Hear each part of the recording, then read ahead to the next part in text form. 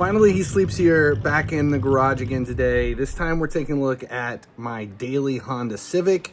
We've got some suspension issues. We're gonna show you how to swap out the outer tie rod ends. It's not that hard. It's actually a pretty simple switch. We've got some suspension noise coming, and it's right here, the outer tie rod end. So it's clicking, and the ball joint here at the end is bad. So we're gonna swap that out. Basically checked all the other ball joints, everything else is fine.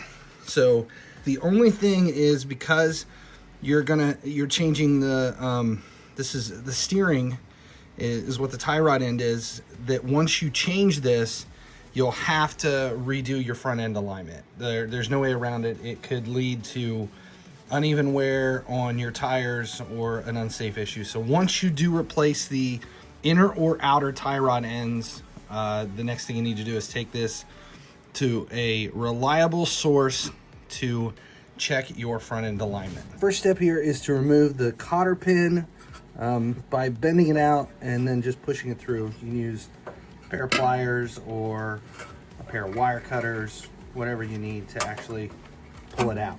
Next step is to loosen this and the nut that's on here, and we're going to spray some PB Blaster penetrating catalyst on it, and then you can either tap it with a hammer or use an impact wrench to loosen it up and then let it sit. Now we're not going to take it off all the way because we've got the locking nut back here we're going to loosen up. So I'm going to leave it here for now, and that's the next part we're going to tackle.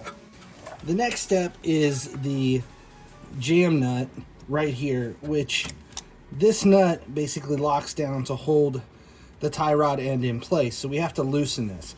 So this is all threaded coming out of the inner tie rod end right here. The inner tie rod is threaded. So what we need to do is move this nut away to loosen this so that we can take it off.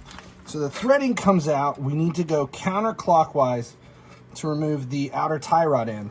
So to move this nut backwards, we're going to tighten it. So we're actually moving clockwise with this to be able to loosen it up away from the end. So it's going to need to move this way.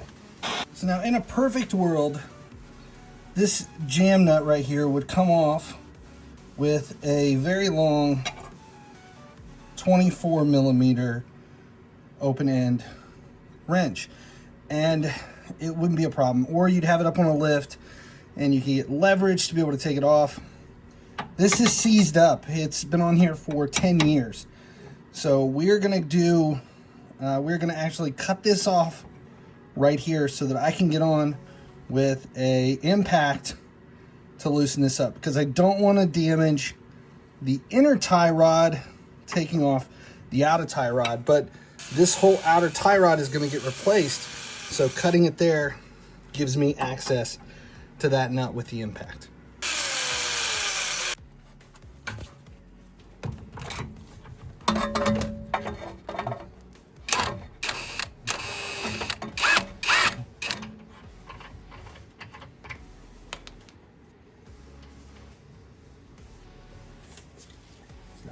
I've gone ahead and replaced the jam nut, and then the next step is to just put the new tie rod end on.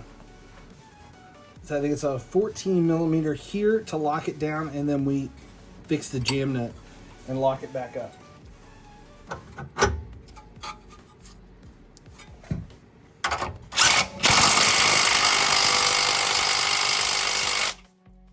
So now for both the jam nut and the nut here at the front of the tie rod, the ball joint, it is 40 pounds of torque.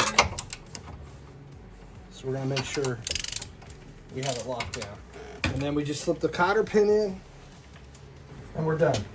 It's all put back together. Last step though is, regardless of where it's at, you're gonna have to have a front end alignment when you're done. Even if you set the new outer tie rod and lock it down exactly where the other one was, you'll still need to have front end alignment when you're finished. That's it. This should fix everything. I'm finally asleep, so as long as you guys keep showing up, I'll keep making videos.